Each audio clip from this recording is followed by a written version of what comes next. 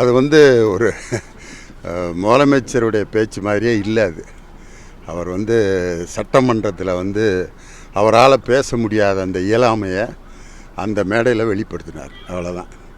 எங்கள் எதிர்க்கட்சி தலைவர் மாண்புமிகு உதயநிதி ஸ்டாலின் கேட்ட கேள்விகளுக்கு சட்டமன்றத்தில் அவரால் சரியான பதில் சொல்ல முடியல.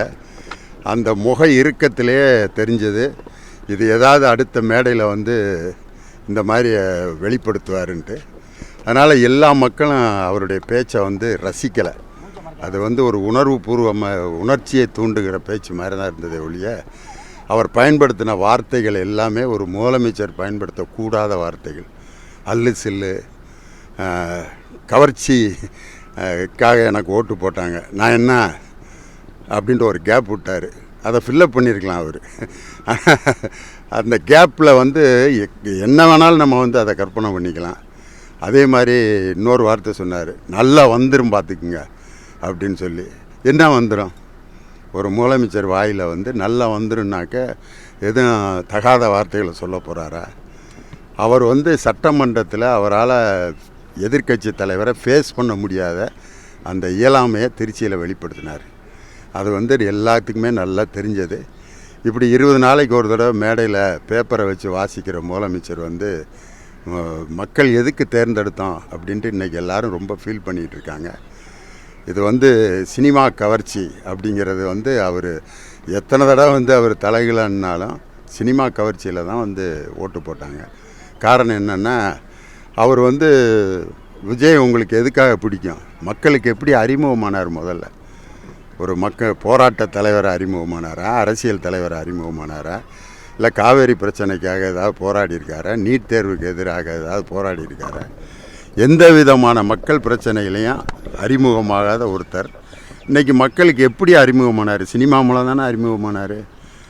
ஆனால் சினிமா கவர்ச்சினால் எனக்கு ஓட்டு போடல அப்படின்னு சொல்கிறது வந்து வடிகட்டிய பொய். அது அவர்கள் ஒரு விமர்சனம் மாதிரி பேசியிருக்கிறாங்க. திமுக நாங்கள் இருக்கிறவங்களை 2 சீட்டு கொடுத்தாங்க, அதையும் வந்து உதயசூரியன் சின்னத்திலே நம்மளை வந்து நிற்கிற மாதிரி கொடுத்தாங்க, அந்த மாதிரிலாம் பேசியிருக்காரு.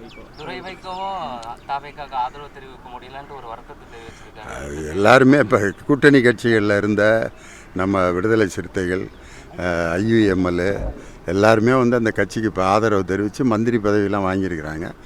அதனால் திமுகவில் இருந்த இன்னொரு கூட்டணி கட்சி தான் மதிமுக. அதுவும் அப்படி போகிறதுல வந்து ஒன்றும் பெரிய ஆச்சரியம் கிடையாது. இது வந்து ஒரு பெரிய வைகோ இப்படி பேசுகிறது ஒரு வியப்புக்குரிய விஷயமே இல்லை. இது எதிர்பார்த்தது தான். வைகோ வந்து இப்படி பேசுவார் அப்படிங்கிறது திமுககாரங்க எல்லோரும் எதிர்பார்த்த ஒரு விஷயந்தான். இப்போ இருக்கக்கூடிய முதலமைச்சர் ஆட்சிக்கு வரதுக்கு முன்னாடி ஒரு நிலைப்பாட்டில் இருக்கார், ஆட்சிக்கு வந்ததுக்கப்புறம் ஒரு நிலைப்பாட்டில் இருக்கார். ஆட்சிக்கு வரதுக்கு முன்னாடி மக்கள் சந்திப்புக்கு காவல்துறை அனுமதி வழங்கலான்ட்டு ஒரு 5000 பேர் சந்திக்கிறாரு.